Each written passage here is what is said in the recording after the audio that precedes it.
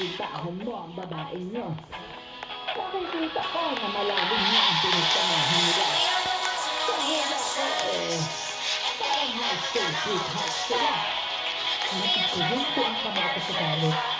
Magkalohiyan kami na pagkilala ni Jerome at nagsimulang mag-date ni Scott. Ibig sabihin, You found car egg.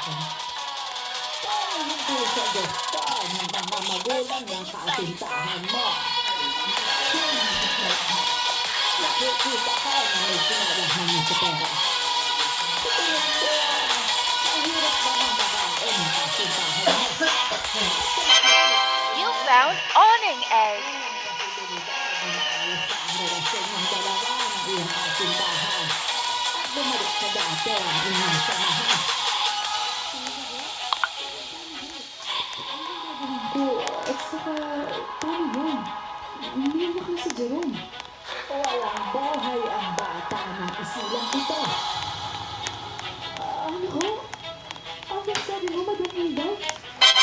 You found fence post egg. Oo, iha. Pero walang buhay.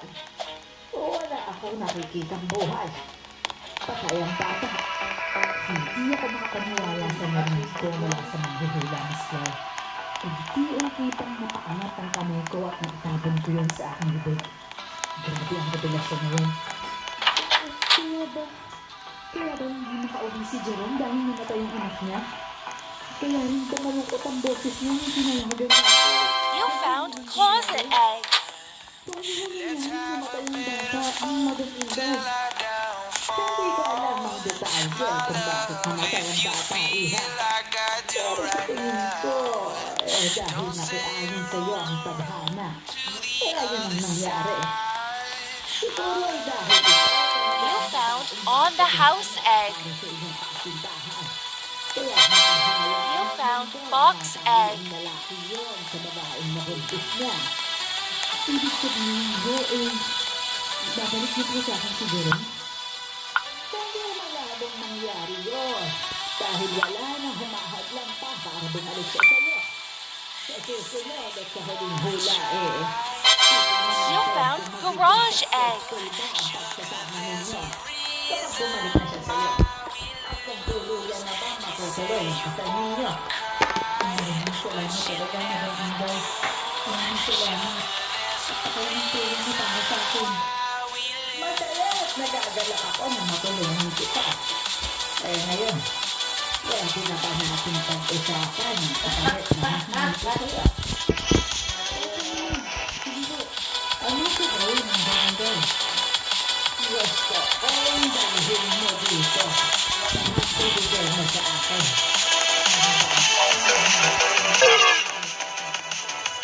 Iyon, nakakalit na hihinto.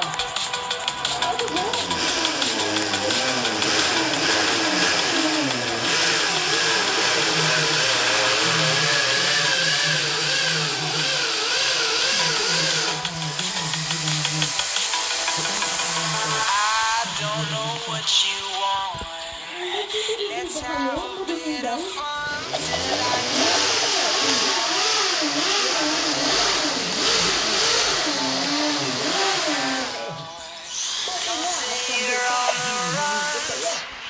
Yung iba, kailangan pang maghukay sa sementeryo.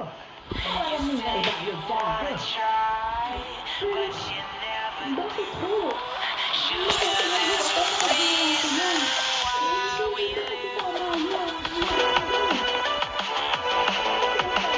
Kailangan malaman na ikaw ang kumuha, diba? Pinagamit ko kasi yun para lumakas ang aking enerhiya upang maging mas maayos at matalabang paghuhula ko. Bakit, Ihab? Hindi mo ba kayang bibigay sa akin ang hinihingi ko?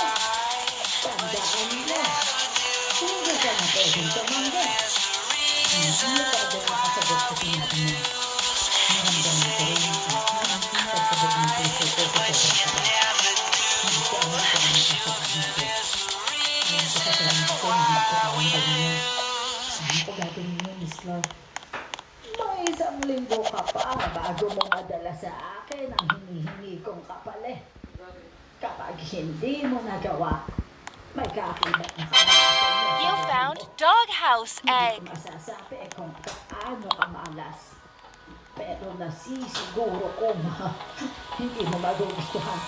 Pero kapag naibigay mo naman sa akin, Time is barely siguradong our doble ang side. papasok sa iyong swerte.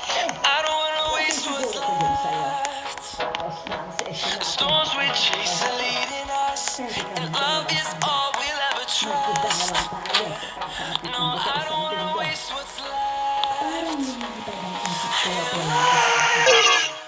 We'll go through the wastelands, through the highways, through my shadow, through the sun rays. You found chimney egg. We'll go through the wastelands, through the highways.